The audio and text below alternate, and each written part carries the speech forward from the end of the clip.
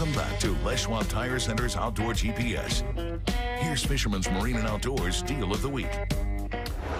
It's a good one. I actually made a change in my sled this year. I've always carried around a cooler that I've kept up front. I don't put fish in the built into the boat fish boxes for a number of reasons, but a good kill bag. You can't go wrong with having a good kill bag, and if you can get yourself a deal like that, take advantage of it.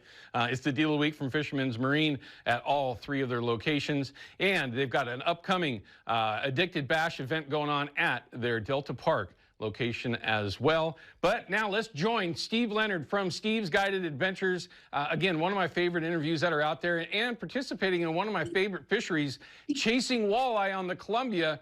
First things first, Steve, how you doing, man? It looks beautiful out there. Buddy, I had to get off the boat and get back on the mainland here and get tucked out of the wind right now. The wind's starting to kick up on us, but beautiful day otherwise. Hey, I really appreciate you doing that. So to all of my viewers, so we can hear you. I wish we'd be able to see a fish get caught, but I'd rather be able to hear you. How's the fishing, though? It's we just put a 24-incher in the boat. Wow!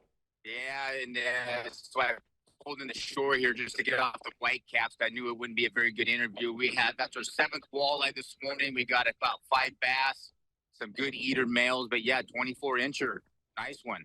Have you been I know that you move, this guy moves around with his clients more than anyone that I know. That's why he's one of the top guides in the Northwest, everyone. But have you been spending much time targeting walleye up to this point? Yeah, I have. I do the pre-spawn in that March, start February, March, and then that early April. I get off it because of springers, but I didn't know if I was on the salmon season. My program is usually back on the walleye in this May, early June, all the way through June, but we usually have our summer Chinook season. So, yeah, this is my typical time of year, all the way through June and July. You'll find me up here chasing some walleye. So with the conditions that you have right now, for those that might be out there watching, he's on the upper Columbia, everyone, targeting these things. When the conditions are like this, really heavy, I believe it's an east wind this morning, is that right? No, sir. It's a big northwest wind. Northwest wind. In these conditions, does that help or hinder you targeting walleye? I love it. I mean, I like the wind. I do way better on the wind. Yesterday was a flat, calm day. Yeah, we had good fishing, but I like the walleye chop, I called it. Yeah, there's a little bit extreme. We're going to get some 41-hour gusts later today. It's absolutely starting to kick up right now. So, as you know, the river makes bends, and with north winds, there's spots you can get out of it to a certain degree and still fish. There's other spots you absolutely cannot be. So you just got to pick your poison with the spots that you can fish. I'm in a spot now I think I can get away with it for a little bit longer. If not, I'm going to pull the other side of the river so I don't got to cross it, and I can get my way back to the boat ramp where I launched at. I got a new boat, a bigger Bolton boat with a deep V, and that's why I bought this boat, so I can get to the walleye grounds. Oh, okay, good point. Also, thinking ahead, if he's trying to put himself in a position of success. Absolutely. Success, everyone. That's another reason why he's a top guide out there. How are you targeting him this morning, Steve? Are you bottom walking? Are you doing something different? What are you doing? No, I'm doing bottom walkers. I mean, I do a stick lead, and I do bottom walkers as well, but I do a little stick lead, a 1/4-inch stick lead that I weigh out in 3 and 4 ounces and flatten the end of it, punch a hole in it with your pliers that have the little punch on it, put a duo snap on the end of it. I put it on a slider. That's what I use. It's very user-friendly for me and my clients. Sometimes those the bottom bounce will get tangled up and stuff with my clients. If it was just me and a buddy, it'd be different. Sometimes my clients can't feel the bottom. So this works for me is what I'm doing. But I'm doing bottom bouncers or bottom walkers, worm harness rigs. I'm using a slow death hook with a Max Smiley blade. It's been very, very well. And then I do some other custom riggings I do with some would be pill floats. I have some with like the yellow perch patterns with orange and chartreuse beads and a pill float. Different color smiley blades. I'm running some gold blades as well, like Hildebrands and stuff that we caught this last fish on that worked. It's just a different setups. I have multiple rods. You never know what they want. But with the faster speed, I got to go right now because of the wind, to keep my bow into the wind, even though I got a bow mount. The spinner blades seem to be producing a little bit better. Oh, that's a very good point. How about the depth that you're targeting him in right now? Well, with the big flows with the dam, I'm targeting these fish about 15 to 35 feet. This last one we just got was in 22 feet. So I will kind of grid it out and just start at a depth and work your way back and forth till you find them.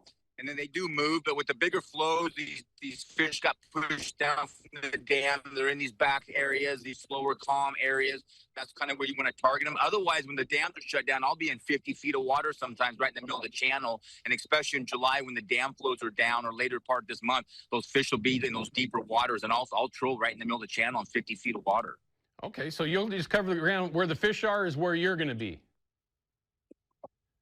That's correct. And they'll move back and forth, you know, from the depth and stuff. I mean, these males are typically, your depth is 15 to 35 feet. 18 to 30 would be your prime depths. You know, I'm fishing the edge of the channels. I got some spots I'm fishing. Some are just gravel bars. Other ones are just drop offs off of rock reefs and stuff like that. So, and I love jigging for them too. I do a lot of jigging for them. It's just, today's just not a jigging day.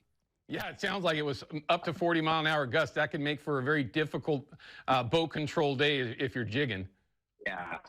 Yeah, but I got a bow mount, which makes a huge difference. If any of you guys are going to go walleye fishing, or if you're kokanee fishing these lakes, and you got these bigger boats and stuff, put a bow mount on your boat, and you will have the most pleasurable day and catch more fish. So I use my bow mount to control my bow into the wind, and I use my kicker motor for my speed.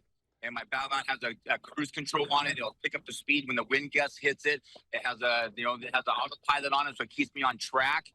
It can be a game saver to have. The boat control for walleye fishing is everything. If you don't have boat control and you got to power the boat to keep the bow into it, and you're pulling your lines too fast, you're just wasting your time. That's a Sometimes you can turn the boat reverse and do the stern into the wind. If you have a big boat, you don't have a bow mount, and just go in reverse with the stern and let the bow follow, and you have really, really good control that way as well.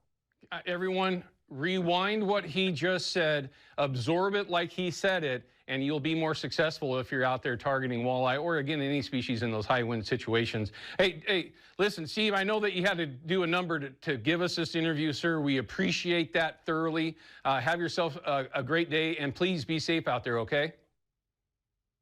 You betcha. Thank you. Thank you, guys. Tight lines to y'all out there. Take care, Steve. If you get a chance to go fishing with them, you get a true professional that will do everything to put you into those fish the right way and safely. What more can you ask for? All right, we're going to cut to a quick break. When we come back, we're going to wrap things up. I got a great show lined up for you tomorrow. He's one of my favorite interviews here in the studio. We'll be back to that in just a minute.